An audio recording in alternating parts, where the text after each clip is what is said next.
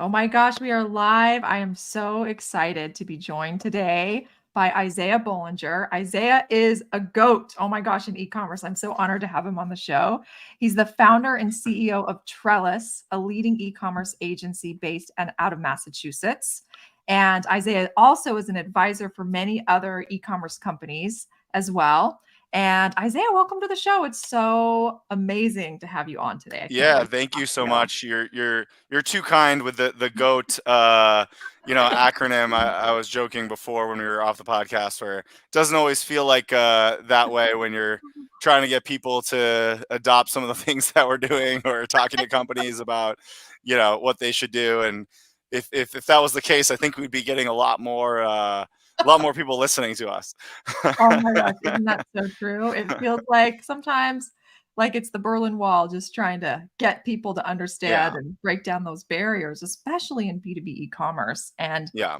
this topic today, we're going to be talking all about sales adoption, which is such a critical component of a successful B2B e-commerce transformation. And I'm like biting at the bit to talk to you about this. I have like full of questions. We might have to have a part two. But before we dive into that, I was so intrigued by your history and how you ended up founding Trellis. And I thought it was so interesting that, you actually worked for the Democratic National Committee back in 2008 when President Obama was running for president. What a cool and It was amazing very different, election. I feel like, than now. Yeah. It was definitely a cool time, although I wouldn't say it was the most fun job at all times. It was kind of like, to be honest, you're in college. I was maybe only like 19, and it's kind of like, what's going to pay me money, and where can I get a job quickly? And that just turned out to be they had a local office in my hometown over summer, Yeah. and so my friend I think was working there, and he got me a job. I think the requirements were pretty low because ultimately you were just helping them raise money, and if you could prove that you could help them, I think honestly it was probably my first.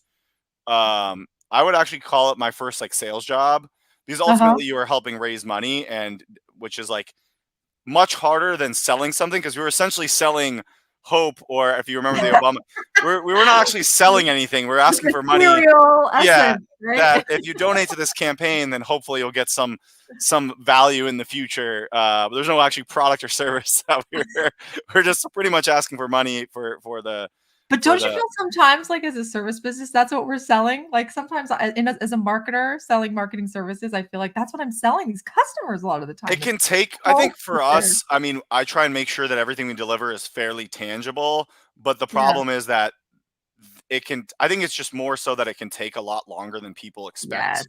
And the Yes. value of it is like everyone's looking for these like 2 month ROI, like there's just very little things in sales and marketing and e-commerce that can get you a fast ROI unless it's like, okay, we're going to improve the existing ad spend campaign that we Yep. already have.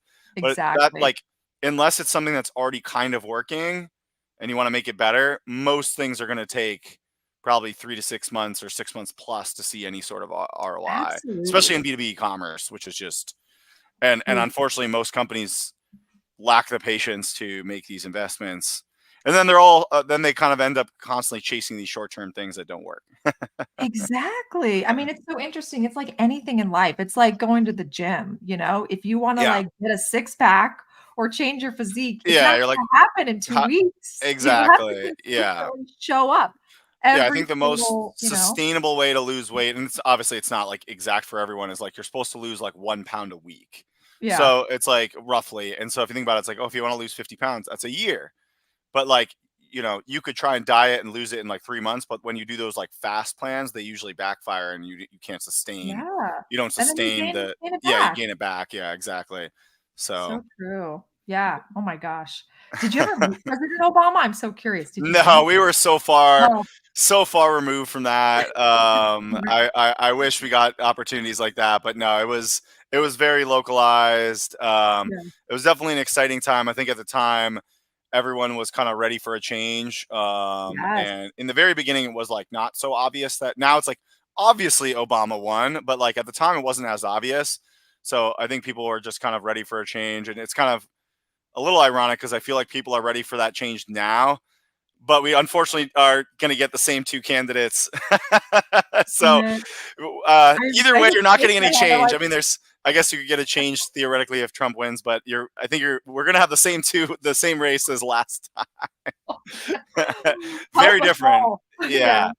I'll never Yeah. forget. I was on a plane I was on a business trip and I was on a plane and I was so like just intrigued by President Obama at the time. He wasn't President Obama, but so intrigued. I remember watching his speech while I was sitting on the plane and I was so moved. I think he moved me to tears if I can remember. Just like sitting there. I'll never forget this image of me just like riveted in the plane listening to him Yeah. speak. He was just such a good Powerful. speaker. And unfortunately, Yeah. it feels like we're very far away from someone like that right now in terms of speaking Yeah. potential. It's so So true. Oh my gosh. Well, I think let's we're gonna have to wait for the next round of elections to see that, hopefully. yes. Oh So man. I'm kind of staying out of politics because Same. I guess my experience is that it's very hard to make any meaningful change, and that's, I think, you're kind of asking me. I think it probably had some impact of like wanting to be in something where I can feel like I have a more like immediate ability to improve things. So. Yeah. Very cool. And so how did you end up founding Trellis? Yeah, I Your mean, I agency's always been kind of out wanted. since 2012, right? Yeah, I started in 2012. I always wanted to do something on my own, so I was kind of already thinking about like Mm. trying to start a business in college, and just like that's kind of the path that I wanted to take. For a lot of reasons, I think definitely a little bit of inspiration from like the Facebook story, and that kind of like Yeah. started when I was younger. So seeing stuff like that, and like it got a little glorified. It's certainly not as easy as I think people realize, but uh, You're also still I think smiling though. yeah, I mean, try to. There's definitely a lot of ups and downs, but um, being in school, I think being in large institutions, especially school, for a long period of time, I felt very like frustrated by the amount of bureaucracy and the slowness and the Yeah. inefficiencies and things that I was just like these things just don't make sense. I can do something better.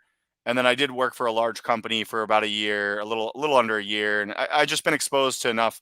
Whether it was in the politics side, some internships, and then after college, just working for other organizations, just seeing the things that they were doing that just to me were not efficient, essentially. And I was like, Mhm. well, let me see what I can do on my own. And actually, originally didn't Trellis wasn't my actual original idea. I had an idea to start kind of like a competitor to like Yelp, and Oh, okay. like in the reviews kind of Yep. listings kind of SEO space, but quickly kind of realized that like building a large scale platform is really capital intensive and probably requires like raising capital and like partnering with engineers. Like I was like getting into engineering, so my original background isn't like software engineering, so I was starting to kind of learn, but I Uh-huh. wasn't good enough to build something like that on my own. And so then I kind of saw the opportunity to just I was knew that I had experience selling to businesses, and just saw an opportunity to help them Hmm. directly and like with my own kind of like strategies. So that's I kind of just it was a very Yeah. low cost way to get started, and that evolved into Trellis. So Yeah. Trellis kind of, I think the first 3 to 5 years was kind of just like experimenting and pivoting, and but early on, within the first year, we stumbled upon Magento. So we didn't actually start in e-commerce really. We stumbled upon e-commerce and Magento, and kind of realized like, hey, this e-commerce thing feels like Oh, there's kind of a lot of. So actually, I started more in SEO. That was where I had the most the knowledge. WordPress sites, I'm guessing. Yeah, WordPress sites, but just SEO in general. Yep. And we still do WordPress, and WordPress is easy, so we Yeah. gravitated towards WordPress. But then from an SEO perspective, we're like, well, it makes like a lot of companies just didn't have e-commerce, and so your retailer, Mhm. and it's like, well, you know what, the easiest way to improve your SEO is get your catalog online, because now we have 3,000 products we can index, and that applies also to B2B. So very Yes. early on, we were working. We saw the opportunity with Magento, kind of played around with dozens of platforms, and really liked the kind of potential of Magento, and then started to double down on that. And then we saw kind of how far behind like distributors and manufacturers were, and Magento was a good fit for a lot of those companies because of its like flexibility. So kind Yeah, of the consumer. slowly moved into B2B commerce. We still do a lot of B2C, So that's still a big part of our business, but we saw how like the B2B side was so neglected, and there's just not a lot of knowledge, and there's still a lot of not like there's Right. still everyone's kind of learning and figuring out on the fly that I think there's just not a clear path for a lot of these companies with B2B e-commerce, but they know they kind of have to do it, so they're Yeah. trying, but they're not necessarily doing it all that well. So So true. I think that's how prescient that you were able to recognize that so early on, the opportunity within B2B at that time. What good timing, yeah, truthfully, I to remember like they jump in. laughed at us when we were like, we think you can do like at least 1 million online, and they like people would think that was like crazy in B2B e-commerce in like 2012 and 13. Oh, I can imagine. I mean, even still so many of them think it's crazy, Isaiah. Like, Yeah.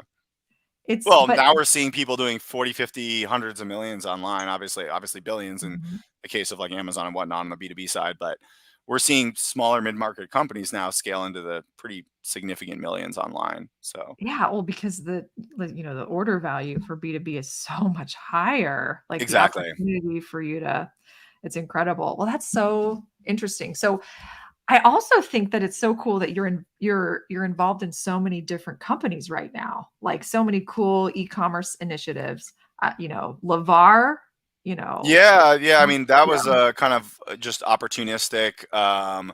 They yeah, were actually a former customer of ours, so we built a relationship with uh-huh, them, and then he was building their company and looking yeah. for early investors. I'm not like a big time investor or anything like that, so he had also been pretty early on at Clavio, and so Oh, um, cool. I just kind of took Yeah, a bet on them because of obviously, if they could even get 1/100th of what Clavio's done, then it's probably a pretty good investment. So, and I also just like that they were kind of tackling 3D modeling, such augmented a problem reality, in that B2B. kind of Mhm. yeah. I actually think that there's a bigger opportunity in B2B than B2C for them of just like Yes, manufacturing, getting like the schematics and the complexity of products, and having like absolutely. a more digitized version of that. But they were bringing it at like kind of a bottom up model. A lot of the companies in that space and still in that space are really expensive. Like the minimum SaaS fees and just the way to get up and running is so expensive. But with them, they were making it pretty affordable. Yeah, So that's so cool. I mean, I just think like the opportunity for equipment manufacturers is huge for sure, with to be able to have that 3D modeling. I mean, wouldn't it be so cool if you had an e-commerce experience where you could visually see the plant, for example, and see the system and be able to drill down as you're for sure. navigating? Yeah, That almost would like be a cool. higher level schematic, and then you can kind of drill down into the individual parts and Exactly, and pieces. see We're the doing inside of the system and all the parts that go into it and just be able to click, "Oh, I need this, I need" we're doing um, some stuff like that, but I mhm. think the problem is once again we get caught up sometimes in the basics, and it's hard to get companies to even do the basic stuff. So that's like, in my opinion, probably like a phase three, right, for some of these companies, and they can't even get past phase one or two. Um, Oh, and I think you're so, hitting the nail on the head with the phased approach and how important it is, especially in yeah, B2B, to take that crawl, walk, run approach.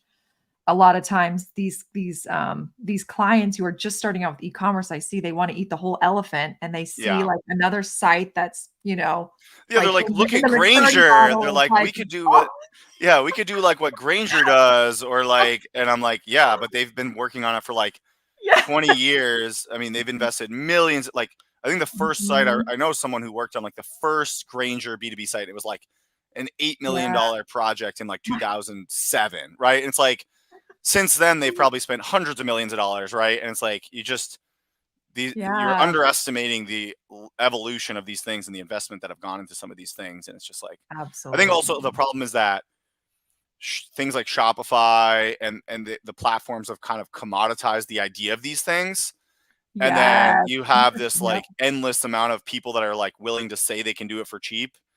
And when it comes to actually executing on all these things, the reality is just a lot harder than what So people think. true. Yeah. And the business constraints in B2B that you have to Yeah. think about, the business rules, the shipping rules, the pricing Yeah. rules, all No, of that, the pricing is a integration, whole major issue we run into. Yeah. big deal, especially yeah, I mean, man, there's so much we can talk about, Isaiah. And they often don't want to change, right? And so that's one of the biggest problems that we encounter with B2B is that they want to digitize their existing processes, but their existing Yes. processes are Yeah. often very difficult to digitize Mhm. because the systems they have weren't designed for real-time pricing calls, for instance, is a good example, where a lot God. of the distributors and manufacturers we work with have, basically crazy pricing per customer, right? Or whatever. Yes. And So not scalable. I know this is getting, I know you told me not to get too technical, but I'll give you the very specific, I see this all the time. And I had an RFP. They're like, we need it done in 2 months. And I'm looking and I know the ERP. I know what they're asking. I know it's literally impossible because I've done it 10 times with that ERP. And they're like, well, someone else said they could do it in 3 months. So I'm like, all right, good luck. Like, I'll check in a year when it's failed. Right. And so, um, Yeah. the specifically the problem we see with pricing is that the ERP APIs and just the processes are not designed to be milliseconds for that. Mhm. So, and the data is so complex, you have kind of two problems. You either need to sync all that data into like the pricing of the e-com platform, which is rarely works well because the e-commerce price lists are going to be not structured the way that the ERP is. So trying to like, and these are, you're talking like, okay, 100,000 Yep. records times 100,000 company, like you can end up with this massive data integration problem that's not very scalable. So the other Yeah. solution to that is to do these real-time calls where you're not storing the pricing data, you're just kind of doing a lookup, Brilliant. Mhm. right? So it's just, and we do this, but it's not as simple as people think because the price calls on the ERPs might be 3 seconds. So if you can imagine trying to do like a category page with 30 products and each product maybe has 10 variants, Yeah. all like the math just is, it's like, oh, well, why does it take 10 seconds to load the page? Or because you need to be loading the page in 2 or 3 seconds, ideally, and ideally faster. And so they just don't have a handle on the technology slash process. There's ways to solve that, right? You could simplify your pricing processes. There's a million different ways that I could go about solving it, but I find the companies are unwilling to have conversations. Maybe it's not, I don't know if they're unwilling or just often we struggle to talk to the people that have the power to even make those decisions, Yep. The and we just gatekeeper. don't get those conversations, and they're just like hitting a brick wall trying to solve these problems, not realizing that like maybe the solution is to change the way they do pricing, or there are some I think complex, that's just there are some advanced technology ways that we can solve that, but they usually don't want to pay for that. I can tell yeah. you multiple times I've quoted the solution, technology solution for that, where once again, I know you're not wanting me to get too technical, but we can build kind of like a custom caching layer, or there's some Uh-huh. iPaaS solutions. There's ways to solve that, but like when you actually go through the process of like the cost of in implementing that, it can be like hundreds or thousands of hours and be Just not even pretty big cost for just feasible. that piece. And then they're like, "Oh, well, someone else said they can do it for cheaper," and I'm like, Man. okay. I mean, I I know think I'm there's getting like deep into the weeds, but the point is like this is no. just one example of one little piece of the problem that we encounter. And it's like, well, if you can't even solve that, how are you going to get to adoption? Oh my gosh, you're so right. Which I think just really indicates how much need there is for education Yeah. within these B2B companies on e-commerce, because you have these legacy companies that are so used to selling a traditional way. Yeah. And it's so different than retail because you have this new e-commerce way of selling, which is so completely different, and they're butting heads with each other, and they don't understand e-commerce. You've got these boomers that are, running these companies that have they're afraid of technology. There's a lot of fear, Yeah. and they know what they've built, and a lot of these, especially manufacturing, they're so risk averse, very conservative. Yeah. And so, like, I've had these But conversations it's about, I funny can't because tell you how they're many times I've had, they're yeah. conservative, but at the same time, I often see them. I think they make two wrong decisions that I see, because if Mm, truly being conservative, you have to take some risk. Because if you take no risk, you're going to yeah. become obsolete and die, right? So you have Yep. to become a little bit more modern over time, right? And I Yeah. think that they make two mistakes. One, they don't give themselves enough timeline and budget to truly do this correctly. And Mm, so they try and that's a do it good cheap. one. They think, oh, by doing it cheaper, it's less risky, but it's actually more risky, because by going with the Yeah. cheaper, less experienced company, or they go with the thing that's less likely to actually solve the problem Oh, and potentially waste money that way. And then on the flip side, they're just doing nothing, I think is also just risky, because um, you're essentially just slowly losing sales over time to the companies that are doing this well, and there are many of them.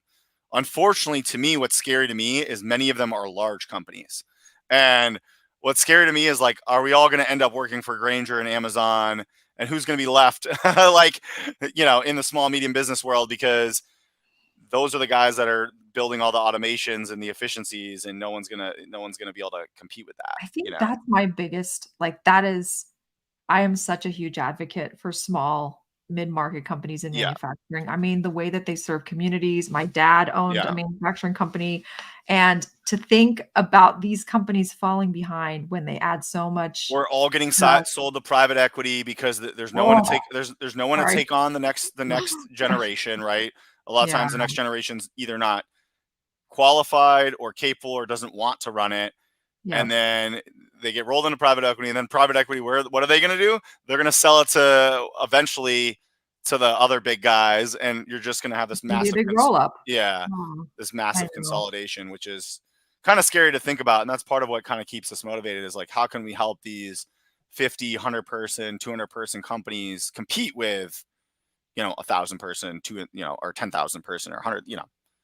enterprise organization, I mean, and I love your thoughts on that. To me, I think it's like really understanding what they do really, really well and niching down as much as possible so they Yeah. can dominate that specific product category, whatever the case may be, rather than trying to do and be everything like those big I, guys are. I think What do you B2B think? e-commerce can be kind of distilled down into a few simple. I think people kind of think about it the wrong way. Mhm. And I would actually distill it down as like, what can I automate on the lower end? Like, what are my smaller orders that like Yes. basically should just be like pretty much Mhm. e-commerce? Maybe I have list price or tiered pricing, and maybe Yes. that's like everything below $1,000 order. Like, should Mhm. we really have a sales rep on that? Or maybe the sales rep checks in on the account, but they're not necessarily processing Amen. those orders, right? You're probably losing money from like a time perspective on some of these orders, right? I'm Mhm. sure if you broke down the math with some of these companies, like on a distributor with low margins, they're probably losing money on certain orders, right? Just from like a processing standpoint. And they make it up on the bigger orders, right? So it's like, I think you really should be thinking about, okay, how do you automate that piece? And that's kind Yeah. of more your traditional e-commerce or traditional B2B commerce. And then I would probably think about, okay, how can I create maybe a more sophisticated quoting functionality through like Magenta or Adobe Commerce's quoting tool is getting pretty robust. I think Mhm. BigCommerce is making strides there. There's a lot of, I think, more options there. So like the mid orders, how do I make, that a more quoting process that maybe becomes automated through e-commerce? Because once they accept the quote through the e-commerce platform, they can purchase it online. And then potentially like, how do we get those people to kind of rebuy or, Yeah. buy again? And then I think it's fine to just say, look, our very large customers we're going to handhold, right? And maybe those Mhm. are the ones that you don't focus on digitizing up front, or you digitize them for like tracking their orders, or like it's like a portal for them, but they're still getting like that white glove service. I don't think B2B companies are thinking about like the tiers of their customers enough, You're and right. they're kind of treating everyone as like these manually processes, when it's like, really, there's a big difference between people making small orders, medium orders, and very large orders. I And love that. yeah, Tier your customers. It's yeah, it's like Operation Elevate the Sales Rep is the yeah, way I like to think about it. Like let the e-commerce store handle those small repeat orders that yeah, are so common in yeah. manufacturing. Let e-commerce be your sales Parts, admin. parts, and Yes. like that kind of Let your stuff. reps Yeah, handle the complex orders and yeah, still be there for the relationship. Those people that are repeat yeah. ordering through the store, they can still get a touch from the rep, you know? It doesn't negate the need for them to have that personal connection with their sales rep. It's just less, a hybrid approach, I think, can really work well. I love that. Yes. Yeah. Yeah. I mean, I know we wanted to talk about adoption, so I think that's how I would think about adoption, right? I mean, Yeah. I do think that B2B commerce adoption is ultimately the hardest problem, and I think you need to kind of work Mhm. backwards from there. I think people get too caught up on like the features, and it's like just having the Mm. features alone isn't going to drive adoption. So You know, true. Oh my gosh. So when do you think that sales adoption conversation should be happening in the life I cycle of the e-commerce I think journey? immediately before they even start selecting the platform, Yeah. before, I mean, I think it's the first conversations that should be had. And I think the conversation should be had around that kind of idea, right? Is like, hey, maybe we can restructure our pricing so that, Mhm. people spending less than, I don't know, $10,000 a year, they just get list price plus whatever. They get a automated, e-commerce price that we can do in the ecom platform. And we don't have to do this complicated, like real-time ERP lookup. And you Yeah. can kind of like think backwards and actually simplify the technology by thinking about what are the levels of adoption you're trying to achieve, and then how does the technology support that, versus like Love that. I see people just being like, here's this list of features we need because that's how our processes work. But they're not really thinking about like, how are we actually going to get adoption at these different like levels, because getting a getting like a franchise, I'll give you an example, like getting like a mid-market franchised, let's say you're a restaurant manufacturer slash supplier, right? Yeah. And you sell restaurant supplies to, um, adoption of a one-off company, I think should be fairly easy to do with e-commerce, right? So you should be able to, they have one location, you set them up online, they can call in or whatever. You can still give them support and stuff, but they maybe just get like kind of like a basic kind of like B2B tiered price, right? That's how I would handle it most likely. And that Yeah. way, you just get everyone signed up for this simple program and whatever they need. And you can kind of digitize that fairly simply, and they have one location, right? You know where it's getting shipped. Where it Yeah. starts to get a lot more complicated is like the mid market, or even obviously the enterprise is a whole different level. Like I said, maybe the enterprise McDonald's you handle at a more white glove level, but the mid market, 50 location franchise, now you need company accounts, and each franchise owner or whatever might need to have their own kind of login and approval. So now the Mhm. digitization of that becomes much more complicated with B2B commerce. And so like Yeah. you need to be having these adoption conversations around like, what are the types of buyers and what do they actually need? And like, Mm. can we realistically build the technology for all of that? Or maybe just start with like the mom and pops or something, and like start with the one location, you know, customers, That and just is like get that adoption first, perfect that.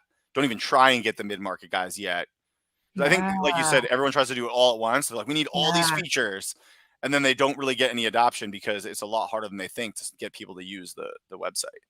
I Yeah. love this idea of tiering your customers and really being thoughtful about that up front to say, Yeah. okay, these are the specific bucket of customers that we want to move to e-commerce to start, right? Yeah. That really reduces the overwhelm and the complexity. And I think Yeah. that's really cool. I Really think if cool. CFOs actually got serious about looking at the data, they'd probably realize that a lot of those customers are not very profitable when you factor in the time costs of, inside sales reps, blah, blah, blah, Yeah. whatever it is. The margin on the order is probably pretty low, shipping costs, and they might be better off forcing them, saying you have to order online. That is the only way, but like, Mm. you might actually you might actually be more profitable doing that. I don't know the math for every business, right? But like, there are simple mathematical ways to look at this, right? The cost of an order from time and all of this, right? And then if we can automate it through e-commerce, how much faster can we make it? There's still time with an order in e-commerce. So that's the other thing. It's like, it's Yeah. not like just because it's e-commerce, there's zero time. What's the difference? But you also have other Well, aspects of the you have to think data. about Yeah. the operational efficiencies Yeah. too of moving it to e-commerce. Like, I mean, I've worked with these manufacturers where just to get a shipping quote, it has to go through like 5 people just to find out how how much it's Yeah. gonna and it takes days. Yeah. And that's a lot of time that now, like, if you can integrate with the, Shipper HQ or whatever, you can get instant LTL quotes right there. Exactly. Like, Exactly. that time Yeah. savings multiplies that in a way that Yeah. is so incredible that that saves so much time for the business. And you just think about, like, how many more sales the reps can make with e-commerce Exactly. without it. But I think there's Like, kind of like a multiplier effect to all of this. And this is why, to me, yeah. like, it's so obvious that this should be the number one kind of focus of the business is, you get if you do all this stuff well, you get a marketing benefit from just having better product data, better website, Yes. which is going to be the easiest way to market your business, either on social, like, even if you're marketing on social media, where you're driving to, you want to drive them to the website, right? Like, that's Mhm. the central place where you want your customers to go. Yeah, some people might going to pick up locations or stores and things like that. But even the website can help with that. You can do buy online, pick up in Exactly. store. A lot. We're doing a lot of buy online, pick up in store, honestly. And so, Even if you have distribution partners, to yeah, have your product catalog digitized for them is yeah, huge, exactly. you know? So you have that aspect. I think there's a huge marketing value that almost pays for Mhm, itself. Then you have the operational time saving, cost saving, and mhm. then the ability to scale sales reps, significantly higher. And then you also have a massive data side to this. So the big thing that I think these companies really underestimate is they're losing the data game to Home Depot and these big guys that are building massive amounts Customer of customer data. data. And if Yeah, your only data is just like basic data in ERP, you are not competitive. Like you need much more sophisticated e-commerce, how the customer come in, what channels, the pixel tracking, right. the business intelligence level data that e-commerce provides that you can't get through the traditional kind of Oh my sales gosh, you're model. so right about that in terms of attribution and conversions too. It's Yeah. just such a clear pathway with e-commerce. It's amazing to be able Yeah. to see how well you can kind of You can upsell measure. people. Sales reps not going to be able to Yes. upsell people 24/7, or a lot of business owners or procurement people might be looking Mhm. at their computer at 9 p.m. to see what they need to buy tomorrow and where are they going to go online. Like they're not going to, you know. Yeah. I think there's definitely a lot of fear, especially from the sales teams about like, is e-commerce gonna take my job? At Yes, least that's what I've heard 100%. historically. I What do you think what there's how I do you think answer that I problem? think that I have a bit of a theory, which is that there's fear across the entire organization that if they do this, they will be exposed for not being competent at their jobs and get Oh, interesting. replaced. Yeah. I could be completely wrong, but I have a theory that there's a fear in many Mhm. of these organizations that by trying to move this in the way that they should, it's going to be very obvious that they're not the right people to do it. That's interesting, and I gotta tell you, I've done needs assessments on this. I've talked to sales reps, customers. I've never heard that fear, but it might be just that they're too afraid to say it, No right? one's going to admit that they're Nobody not yeah, qualified for their job, exactly. Like, I'm not right? sure if the thing I hear predominantly is, "Oh, our customers like to talk to us. Yeah, of course they're going to say Customers that. like to talk to us." Yeah. You know? But No, then they you're don't. The actually talking customers to want to customers, buy and the things customers are quickly. like, "I like talking to my sales rep, but I also would love to be able to just order Yeah. online," you know? What So what manufacturers, distributors, and B2B companies in general need to understand is that no one wants to talk to you. This is not for fun. We're not shopping for retail. like This is gasket. not, my wife is like a retail expert in terms of just knows every e-commerce site, knows all the return policies, like spends time browsing for fun. These people at businesses, they're buying things because they need it to run the business, not because they want to enjoy a Exactly. conversation. They're busy. They want to do their job and go home. And like, so the more you can make that efficient for them, Yeah. the happier they're going to be, right? No one wants to be on Yeah. a call for fun. Like if I could make money doing nothing, a lot of people would, most people would take that. Oh, Or, yeah. you My know, friend Chris Harrington is, you might have met her. She, is a CEO of a e-commerce company, and she said it so beautifully on a show once. She said, "Nobody wants to call to talk about the status of their O-ring." Like, nobody nobody wants to know exactly. this Like stuff, you know? no one, they just want to be able to find that information as Yeah. fast and as easily as possible. And the reality Yeah. is technology in most cases can offer that. And a lot of Yeah. times I hear two either, oh, they want to talk to us, which I think is generally not true, or Mhm. unless they really need consulting. Like the And there only is a need for that in for B2B. sure, for sure. You know, But if there you're is not always. offering high-end consulting, then they like that's not really that much of a value add. So you need to be kind of a consultant in that perspective of like which fastener do I need for this Yeah. complicated project? Or and a lot of that can be done through like forms and kind of guided faceted like Tool I'm doing selection. this and you Mhm. kind of you see that nowadays with like almost like quiz functionality of like what is the Yeah. thing and it guides you to what you need. But the other thing that I hear is, oh, we can't do that, or that technology is impossible. At this point Yeah. I would say pretty much everything is technically feasible. That is an objection there, and it's more just a time and money thing, and it's a question of how are you going to come up with the time and money, really.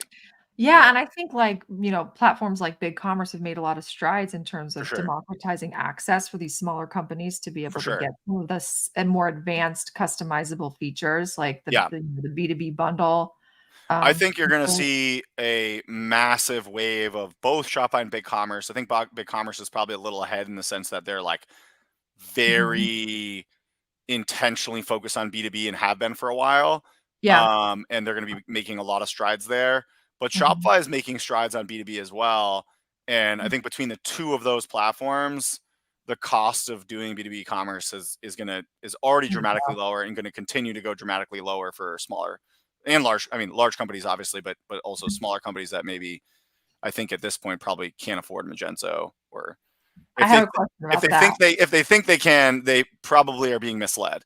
I have a question about Magento. How do you think Magento plays into this, like the future? Because I know Adobe's really trying to move enterprise, right? Yeah, I hate to And say it, but I think the reality is it's an enterprise play. I think when you factor in the upgrades, the cost of upkeep, yeah. plus, I mean, do you really want to do B2B commerce on on Magento and then have to because on open source, you don't have B2B accounts or any of the B2B functionality. So yeah, Mhm. you could buy some extensions, but then you have to kind of manage this kind of amalgamation of things and it gets Maintenance, kind of messy. the Or you buy regression. buy Adobe Commerce, which is fairly expensive and fairly expensive to implement. And the costs are just, I mean, generally I like to just be transparent because I think it's better for people to just know what Yes. their real costs are. Generally, like all in costs for the license in our projects probably start at 200,000 for Adobe Commerce. That includes the license. We can probably get up and run. There are some like bare bones use cases where maybe we can do it for less, and maybe there's a way that we can get up for less. But I think a general starting point is like if you're not willing to invest 200,000 plus, Yep. you know, Wow.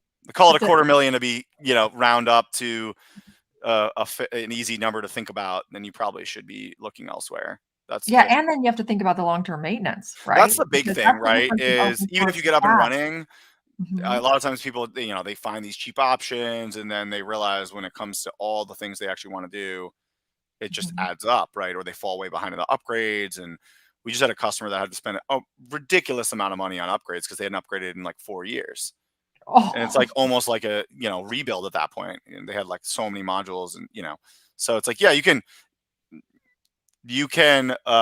what's the word? You kind of delay technical debt, right? They're building technical debt without realizing it, and so we try and avoid that if we don't think they can afford that.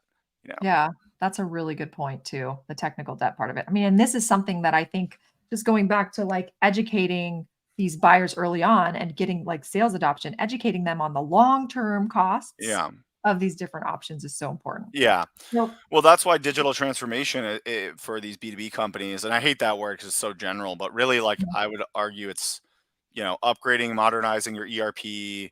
probably your ecom platform, maybe CRM if they need CRM or have that separately. And there's maybe a few other, maybe PIM. There's like maybe 5 or 6 systems and maybe an integration tool in the middle.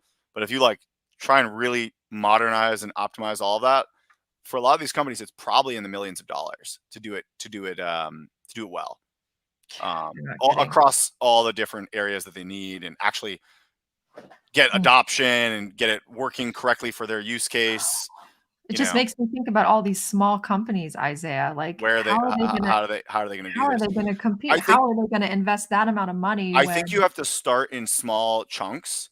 Mhm. One, I think I actually would say a good place to start is probably the ERP.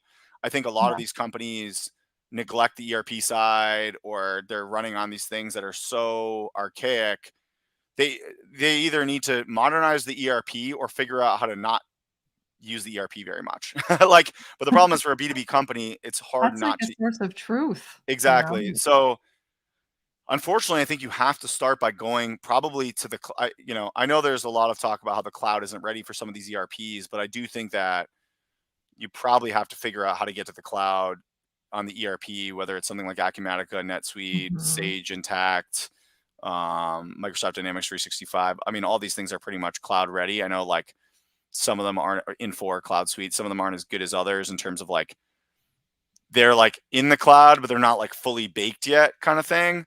But Mhm. I think ultimately you kind of have to make that switch at some point and start there, Mm. because that's where a lot Good of the advice. APIs and the data is. And if you're on these like legacy systems that can't support it, This you're is gonna just be more expensive. everything's gonna be Yeah. harder to do. Yeah, Mhm. And so you need to So start good. preparing for an ERP upgrade. And I think that, like you said, it's kind of scary to think about how all these companies are like operating on these like legacy, like how long can they continue to operate on these legacy ERPs competitively, I guess. Mm, that's a good point. I don't think anyone has the exact answer. All I could say is the ERP people are probably very happy and busy. I know a lot of them, they seem to all have a lot of work. So Oh man. Well, yeah. let's talk about sales adoption strategies that you've seen really work well. Like what have you seen be super successful for companies Yeah. that you've seen adopt this? And what have you seen just like completely like bomb and fail aside from Well, doing nothing? I think the build it and they will come is the thing that bombs and fails. And Yes. not I think the thing that seems to work the best is having some sort of mix of like fairly modern digital marketing tactics, even Mhm. if it's like a little bit more B2B ified or kind of like Yeah. not completely, modern, combined with the sales reps really adopting the website. So I'd say there's kind of like three things. So getting the sales reps really on board with using the tool, trained up, Training them. having Mhm. incentives. Some companies will do like higher commission. I think it was Justin King. I don't know if you know him, but there's a few I guys. know something. Yeah. He's been doing this forever, and I think it was him or someone like him, um, that they're like, if you just commission, okay, any order that goes to their website, we'll give you 10% commission. Regular commission's 8%. I'm just making that up. All of a sudden, adoption to the website went 100%, right? Right? And yeah, they game the system, they place orders on behalf of the customers, but you're forcing a behavior and a cultural change within the company Exactly. that gets you to where you want. And maybe you do that for a year or 2 years until it just becomes the norm, and then everything just resets on the new commission. So there needs to be an incentive structure that really incentivizes the sales reps to want to get their customers or help their customers adopt the website. And Yeah. then I think that creating, a fair bit of automation around the smaller customers is pretty important, where it's Mm. basically self-serve for smaller orders, or they can pretty easily log in, get their pricing, tiered Yeah. pricing, or maybe they can even have an automation through sign up. Although I know like Yeah. people Mm. often like to have kind of approval processes on sign up, but like we talked about, those kind of smaller orders, almost treating that more like the adoption should be organic around it being just such an easy tool to use for Yeah. for smaller orders, and then the sales reps incentives, and then some sort of kind of overarching digital marketing plan around Mhm. SEO, Google Email Ads, marketing. email Mhm. marketing. We're actually trying to experiment with direct mail, Oh, interesting. and doing a campaign with combined between email, SMS, and direct mail, all targeted at the same accounts. Ooh. So theoretically, like imagine, okay, you have 10,000 customers, only 1,000 are using the website. Those 9,000 are not. We're going to send you a direct mail, $100 off your first online order. We're Ah. going to send you an email with the exact same coupon code. It's SMS. We're going Yeah. to send you. We know who these people are. We know where they are. Right. They're your customers, right? And so why not mail them? Why not? And then Yeah. ideally also couple that with the sales reps. The sales Yes. reps are also giving them that offer. And so collectively, they're getting hit in all these different directions as to why they should sign up and use the website. Ooh, I like Um, that. so we're still in the early stages of kind of doing that for various customers. But once again, it's like, it's hard to it's hard to get these companies to do this stuff. It is so hard. If I I was the can CEO tell of these you. companies, I would have a lot more progress for you to Even just talk like about. operationalizing the sales adoption plan. Like, I'll give you an example. I have Yeah. a client now, we're like knee deep in it trying to get them sales adoption plan. We've got to create like little video clips for the reps on how to, Yeah. set up the accounts and how to assign roles so they know how to do it and create it. Like there's a lot of internal marketing Yes. that needs to happen in addition to training the internal team and having a rollout. Like we're going Yeah, to have a these meeting rollout where we're going to roll plans this out and this is can the take incentive program. And then here's, months and maybe even yeah, years in some cases to like truly go throughout the yeah. organization and really, yeah, I mean, it's Especially if just, it's an yeah. enterprise level company, Yeah. But it's worth it, right, Isaiah? Yeah. It's worth it because Well, it's 100% worth it, and I yeah, think in just as much as it's worth it, I think it's absolutely necessary to stay alive. Like, how much longer can your exactly. business model be call me and hopefully we'll answer and Amen. email you back, and there's just a time limit to that business model being your primary sales channel. You right? have to And think about so, how quickly and rapid yeah, the pace of change is and how yeah, much faster it is yeah, for people to make purchases and the expectations of buyers. Like B2B buyers are B2C buyers and they're used to one-click order from for sure. Amazon. Yeah, Like yeah. you have to meet them there Yeah, if the you wanna other big survive. thing that I'll say is, that I didn't touch on, and, I'm doing a live webinar with, are you familiar with Trade Centric, or formerly Punch Out to Go?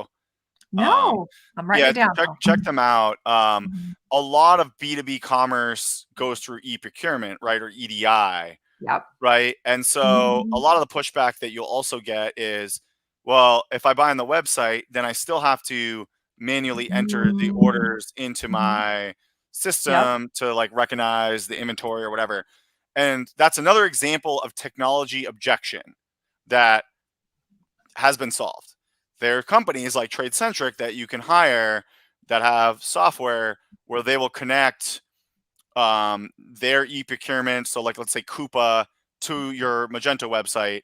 And so now theoretically you could have everyone order through Magento and it'll now integrate into their Coupa system or wherever they need to integrate to. So they only have to do it one time and it's back into their internal systems. So there are multiple No different ways. manual entry. They could do it through, they could order also through the Coupa system and it'll trigger to the ERP or e-commerce as well.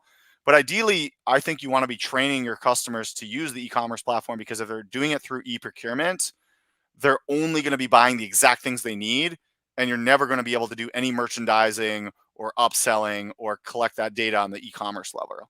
So if I was a Um, business, I would be trying to get them to adopt the website and integrate backwards into their system so they don't have to do the manual entry, but that yeah, way they're getting interesting. the email marketing from the e-commerce website, all the things that are hopefully going to help them upsell. Um, Mm. I have a question for you about just like this whole kind of like ecosystem of integrations, right? Like this ideal scenario, obviously a lot of these manufacturers, they're not even close to being there yet, but like wouldn't it be this amazing scenario where literally you reduce any manual part of the process, everything gets automated all the way to the point where it just gets See, shipped once from a again, drop. all this has mostly been solved theoretically. Yeah. There's many good integration platform as a service tools. Yeah. So which is a long acronym. It's called iPaaS. Uh-huh. And so there's the software, which is kind of ironic when you think about it. There's software for connecting all your software, right? So most people are familiar with like Zapier. Are you familiar Yeah. with Yeah. Yeah. Zapier? Yeah. So at a more B2B kind of enterprise level, there are dozens of these tools. Like the one that we work with the most is Celigo, Okay. Mhm. Celigo. And so that's a place where I would also start is, okay, what are some of the most common processes we do? Let's implement a Celigo for those processes and hook up the. It doesn't have to be Celigo, right? You maybe want to evaluate which of these is the best for your systems or use case, or but Mhm. theoretically you can have one system in the middle. It's a software that you can log into. You don't have to be a developer. You can see all the integrations, what's failed, what's gone Mm. correctly. There's a lot of this can be set up without even a developer, but some of it does potentially require development. A lot of it's like business systems analyst kind of work where it's like Okay. sort of technical, but you can get a lot done without being like writing custom JavaScript. Um, so theoretically, you can have this thing in the middle connect, your 5 or 10 major systems. So going back to that original digital transformation thing, that's a key component, I think, for most of these companies to be thinking about Yeah. in terms of architecture. Um, Yeah. Oh my gosh. And I had this great conversation with Alec Berkeley, who's at BigCommerce. Do you know Alec? Have you met Alec I before? probably have. Yeah, I you know a probably lot of have. people there.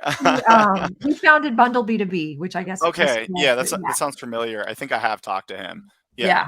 He And came is he on. now working on the B2B edition side? Like he's Yeah, now, yeah, yeah, because it's pretty yeah. much all like B2B edition now, right? Yeah. Yeah, yeah, and I was tasking him, I was like, "What about the future of e-commerce? Like, what are you seeing?" And it was just fascinating, this vision that he explained of like this network, almost like an ecosystem, like you mentioned the iPass, right, within your own company, but this ecosystem with all of your suppliers where everything is all like, 'cause I work in these manufacturing companies where they've got to call the vendor to see what lead times and all of that stuff. But wouldn't it be cool if you had this whole ecosystem where everyone was kind of on the same network and it would all just automate, like getting quotes from vendors, I mean, suppliers, that's kind of everything. what Trade-Centric is solving, right? So Cool. Trade-Centric solving that. Some of these iPaaS solutions would allow you to do some of that maybe on more of a custom one-off basis. Yeah. So I think there's a mix of solutions you can use to essentially do that. And some of these e-procurement things I think help with that. I'm not so deep in the weeds on them, but I definitely think we're moving in that Getting direction, and there. the technology is getting closer and closer to the point where it's like less custom development and more like configuration of these tools. Yeah. What do you think about the role of the sales rep in B2B e-commerce, like in the next 5 to 10 years? I think that they're going to have to move. I think that they're going to have to restructure sales to be focused on two kinds of things. Mhm. And it's most organizations are sort of set up this way, but I think they need to be a lot smarter about it. Either new business slash consultative, like you have, I guess you have three things. So let me rephrase that. You have Yeah. three kind of major things: new business and selling them on the company. And why should I be like, this is why you should buy from us, right? And that's where a sales rep is valuable because they can explain the company, the Yeah. value prop, and all the things. But once they've already been sold, it moves into more account management. So I think the sales rep function needs to live in three kind of areas: more of an account management function, meaning upselling, looking at the data as it moves more e-commerce. Hey, I saw you bought this, but did you know we have this? And analyzing the purchasing behavior and understanding their business, and becoming kind of a kind of consultant, an ongoing consultant for that client. Then you have the new business aspect, which is obviously what a lot of sales is doing. And then I think you have kind of the like sales engineering, sales consulting for like large projects in Yeah. which they may have like very complicated needs, and you need to kind of like quote out and devise kind of like a pretty complicated bespoke solution.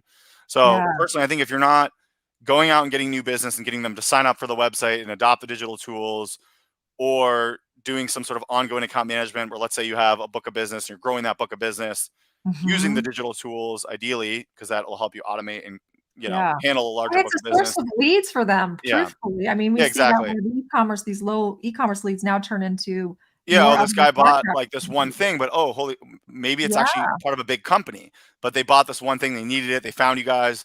But if you actually Yes. talk to them, you could upsell them. So there's that upsell account management component. And then I think you're going to get Yeah. those kind of like RFP level sales Mhm. rep functionality that's never going to go away. If someone needs $1 million project and you're a supplier for that, Yeah.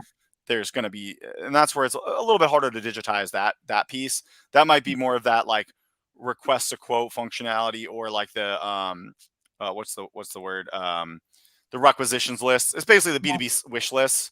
These Mhm. B2B wish lists functionality might be useful for those like large kind of custom quoting projects, and you could even build it on their behalf or help them build it. And then like, hey, is this what you need for this upcoming $1 million project?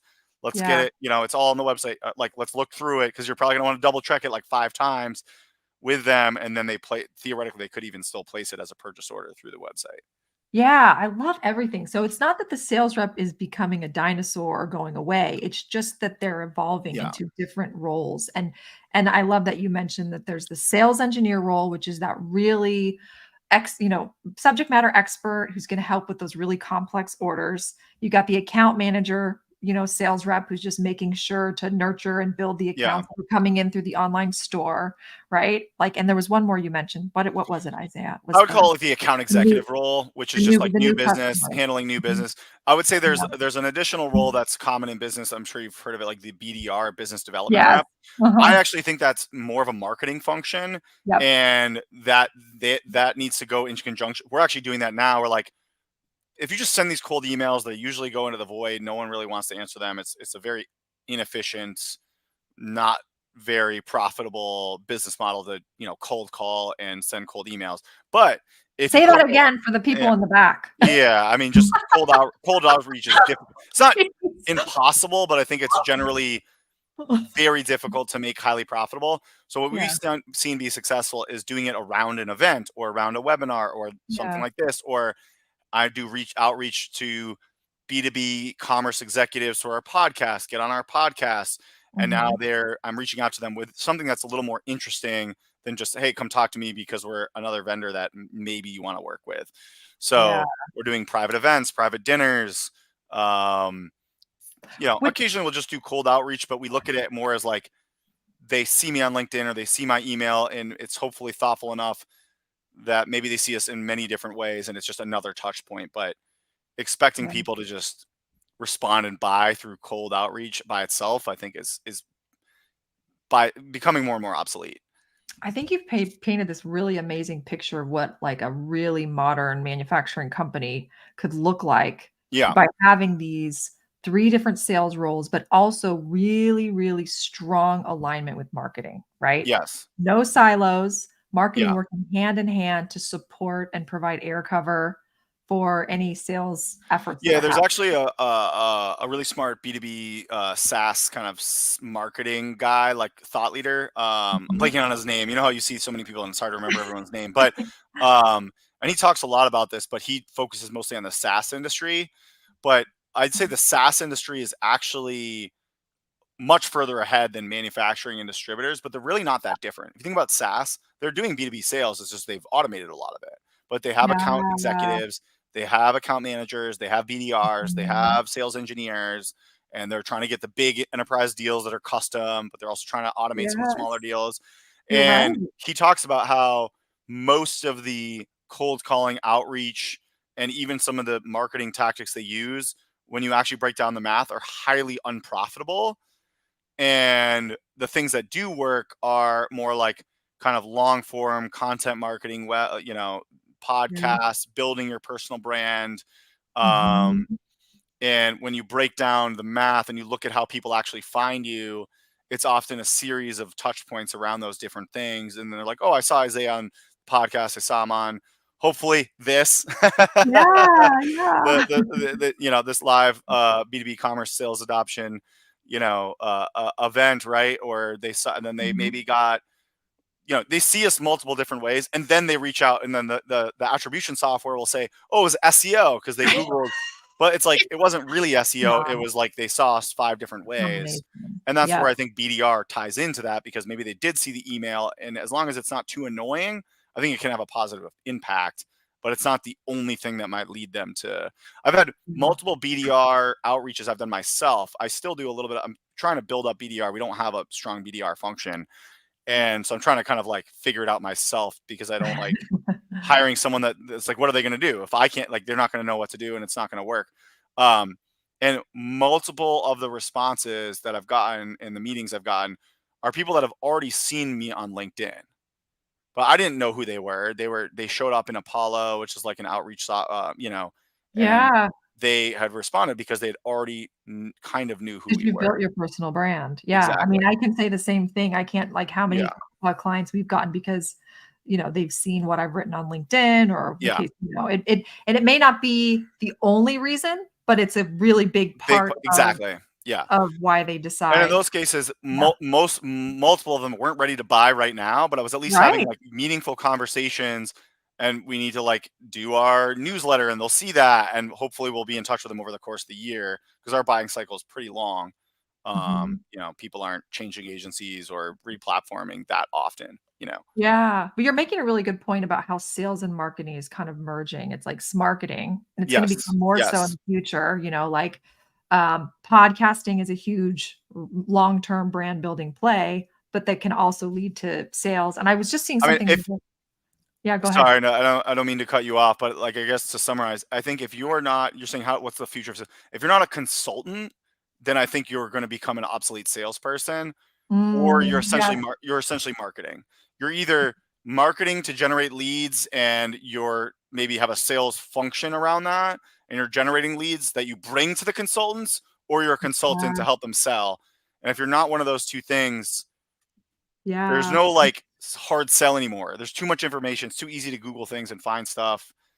which Yeah, I think really highlights and illustrates how important e-commerce is to that whole equation. yeah, Because the days of a sales rep being the order taker, taking the phone calls, placing the orders, that is all something that can now be automated through yes, e-commerce. And so e-commerce is really elevating, yes. these sales reps to a higher level to be more consultants or to support on the marketing side. It's kind of like pushing in both either of Yes. these You directions. have to be more like a consultant, or you're essentially kind of living it underneath. Maybe you're not called marketing, but you really are marketing, Yeah. you Yeah. know? And companies that start Yeah. thinking about it that way, I think will be a lot more successful because they won't be lying to themselves, and they'll be calling it they'll be thinking about it in the right way. Um, So I have to yeah. ask you about this. I heard you on a podcast talk about like this is so common in especially manufacturing these family, there's this family Yeah. owned companies. The owners, the original owners are boomers, very not digitally native at all. And the younger generation is, antsy to kind of change things up. And there's kind of like sometimes this rub Yeah. that can kind of hold the company back. What do you think needs to happen there for that to change? Like, what are your thoughts on that whole Well, I think dynamic? it's pretty simple. I think the older generation needs to give up control of the areas that they're probably not qualified to do and pass that down to the younger Mhm. generation to take control of that. And I think the problem that comes up is that maybe they're scared that the new generation's not going to do a good job, or there's other aspects of the business. So I think that having a good partnership around that, and I think Gary Vaynerchuk is actually a good example of this. He took over his Mm. dad's business and digitized it all, and his dad gave him very strong control over the digitization of the business, and he took, a small $4 million, analog business to like a 50, I think it got to like 50 million or 100 million online, or most with a heavily online wine library. Is like, that's how he really got started. And then he started the digital agency. But I think his dad was still involved in the business, running the business, helping with the business, and that's fine. But I think his dad had the humility to say, look, I'm not going to run Google Yeah, ads and build an e-commerce site. You do that. Like, he was very fair about clearly handing that off and not yeah. trying to meddle. And I think I see this meddling and these like, I don't know if it's an ego thing or I think a it is. control It's a thing, and control and ego thing. not wanting to give up control. Um, so it's a psychological thing. Honestly, they need to go to therapy and talk to a therapist. Honestly, Well, that's you can see some why I'm why serious. they're like that because they've Yeah, built these companies for yeah. decades. They put their blood, sweat, Well, and tears in it, unfortunately, a lot of these people, that's their entire identity, and they don't have a identity outside of that.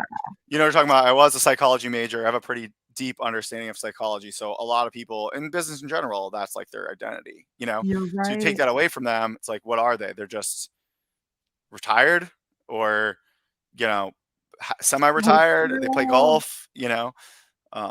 So maybe they should they've go to got therapy. daddy issues they've never They should resolved. go to therapy. I don't know. Love it. Oh my gosh. Well, Isaiah, we could keep talking all day. I have so many more questions for you. Can we do a part two? This is so Yeah, fun. I told you that Oh we my wouldn't. god.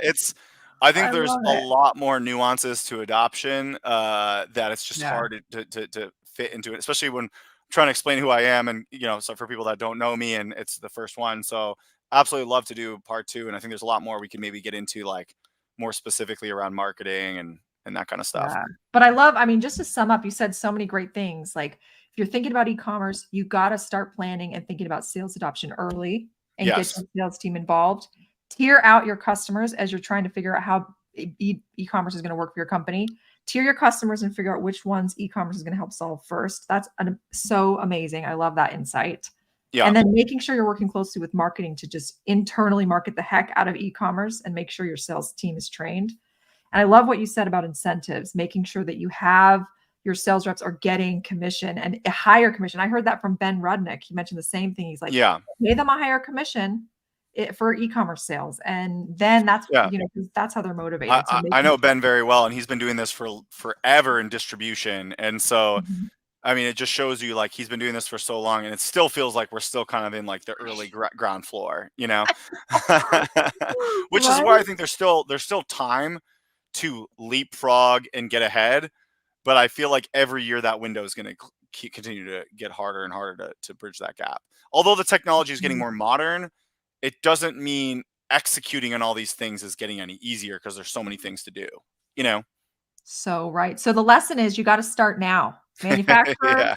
Yeah. now is the Don't time. don't Don't do a delay. 12-month RFP and then buy in 2025. Like, yeah, Yeah. I'm all for like Reach taking your out to time. Isaiah at Trellis and have him help transform your company. Well, we'll do free proposals, free, like, Yeah. we're not going to do full free discovery, but we'll do a Mhm. significant amount of, obviously we'll try and qualify and make sure we're not just like wasting their time, but we'll help them quite a bit in the sales process. I think people underestimate, like, there's Yeah. people out there to at least start getting educated and see what maybe you should consider. Education. Yeah. I think that's such a huge point. There's such a Yeah. gap there, Isaiah. Like, even Yeah. during the life cycle of the project, I mean, I can talk about that forever. Just these clients who don't understand and they make decisions that they're not fully informed about because they don't Yeah. understand it, and they're not That's a asking the right questions when they should be because they don't wanna look stupid. A big part of, I think, why, I would say we're kind of like upper mid market pricing. Like our Uh-huh. pricing, we have enough of an idea. Like we're not Accenture, right? We're not the most expensive, but Mhm. we're definitely above average in terms of cost. And a lot of that is because we have business systems analysts and Yeah. very high end project managers and principal and tech lead engineers that are like asking those kind of, there's a lot of communication when someone asks, well, I want this, they might think it's simple feature, but like, okay, well, there's 20 ways we could build that. Like, do you really mean this? Or Yes. like you said, you need shipper HQ. Like, oh, we Yeah. want like LTL shipping. It's like, well, should you look at shipper HQ? Like, now that Which opens up this whole like vendor selection process, and there's just a lot more to these nuances than people understand, and that's a lot which of what we're requires a really good business analyst so that you're leading with the business exactly. requirements first Yeah. before you even think about the technology. That I becomes personally think that if you're a B2B company and you're not hiring an agency, like if they don't have a business systems analyst, you're probably going to have a hard time getting the project working. Like that made a big difference once we introduced the business systems analyst role into our Mm, projects. I would say like 4 years ago. okay. And This is our a silly question. How is that different than a solutions architect? So we have solutions architect. It's very similar. Our solutions architect Mhm. typically starts at the beginning of the project, so Okay. they're more like the sales engineer. But the business systems analyst stays with them indefinitely. They're more like a project management. I'd say the way we look at it, they're in between the project manager and the tech lead. So every client Got it. we have a simpler kind of Shopify model for like smaller projects where they don't need all that complexity. But Yeah. generally, the B2B projects are a level above that. And that consists of a project manager, a business systems analyst, and a tech lead. We have layers Got above that for like escalations and complex stuff. But what we realized with just a project manager and a tech lead is the project manager would try and do some kind of pseudo technical work, but they really didn't have time because they're managing multiple clients and they're trying to manage timelines and priorities and keep everyone busy. And then the tech lead is trying to do development and keep their developers effective and review code. So who's actually looking through shipper HQ documentation and making sure like this is gonna like what are the business requirements and how is the Yeah. technology gonna fit the business requirements? And we do a lot of that upfront with the solutions consultant, but like you said, throughout the project things come up. So if we Yes, only there's have the always solutions up front surprises. and he stops working on the project, we need that person there I forever. see. They're always there, even on the post launch and maintenance. So yeah. That's a huge value add.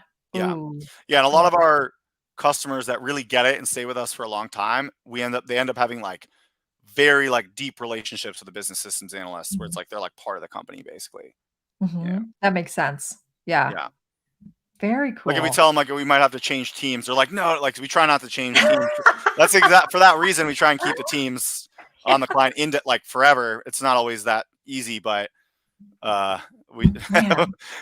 they don't Well, like you've been doing it so long. that. 12 years you've been in business. Yeah, So yeah. I'm sure it's been quite the evolution.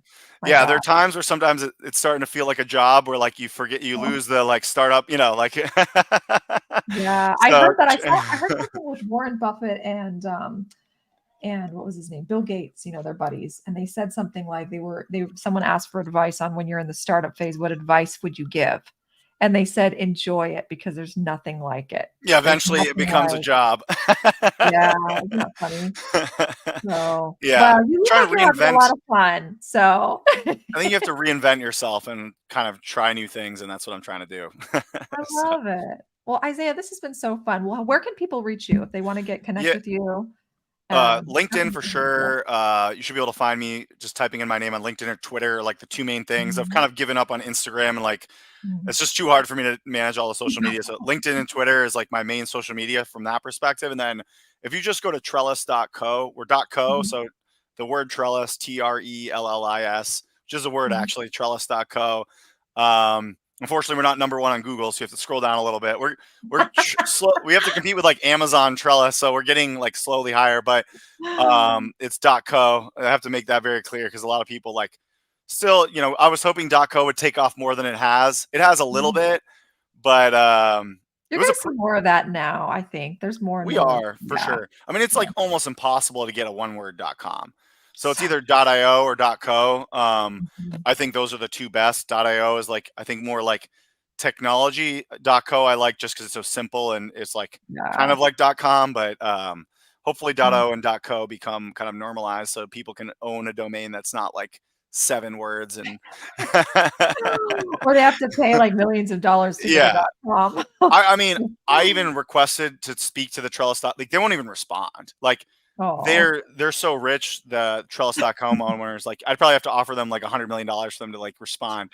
I think we went into the wrong, but we should have started a domain company where we I started buying some premium .co's and .ios actually because I think that's untapped. I think that future wise, we're talking small money relatively, but some of these that I bought for $1,000, maybe they'll be worth $50,000 in 10 years. It's very likely. I think you're not wrong. So actually, I got a few that I got that were not premium that I think will become premium, like very that. Cool. They're .ios, .io especially. I think you're .io, right? I am a .io. Yeah. To be honest, there's a part of me that wishes we did .io, but at the time, we took the bet on .co and we're not going to change it anymore. You're doing great, right? Like at the end of the day, it's so much more about your domain. It's more annoying when we deal with like a corporate thing when they're like, give me your email, and it's like, some corporate thing, and then they're like .co, like, oh, it didn't work, or they send it to the .com because they're just, I feel you. My gosh. Well, cool. Well, thank you again, Isaiah. And thanks everyone for listening. Andrew's here today. He says this is a great conversation. Andrew, thanks for tuning in. And we are so excited about B2B e-commerce and sales adoption. We're going to do a part 2. Isaiah, you and me, we're doing absolutely. it. So, and I do record this or post this up on like YouTube. I'll definitely want to promote it. And a lot of people aren't there for live, right? So they might, see it afterwards. So let's so I'll get you the replay and stay tuned after I turn off the live and we can chat afterwards. So all right, cool. All right. Thanks everyone. That was like